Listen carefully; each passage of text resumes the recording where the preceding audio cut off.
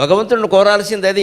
ఆ స్థాయి వాడిని ఆ స్థాయి కోరికలు కోరాలి, చిన్న చిన్న కోరికలు మనకెందుకంటే. అందుకని భగవంతుడిని కోరవలసింది ఏంటంటే ఈ కోరికలు కాదు. తలవగా తలవంచమేమయ్య సురగంగలో మేము శిరస్సు ముంపా.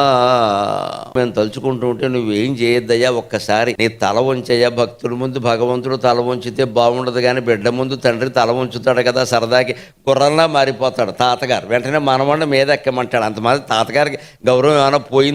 ఆయన ప్రేమ తీరింది. 100 ఎకరాలు జమీందారు అయిన తాతగారు కూడా మనవడు కోసం ఇంత అహంకారాన్ని తగ్గించుకుని గుర్రమై వాహనం అవ్వడానికి సిద్ధపడుతున్నాడు కదా. భగవంతుడికి అహంకారం ఎందుకు ఉంటుందండి? ఆయన తగ్గాలనే అనుకుంటాడు.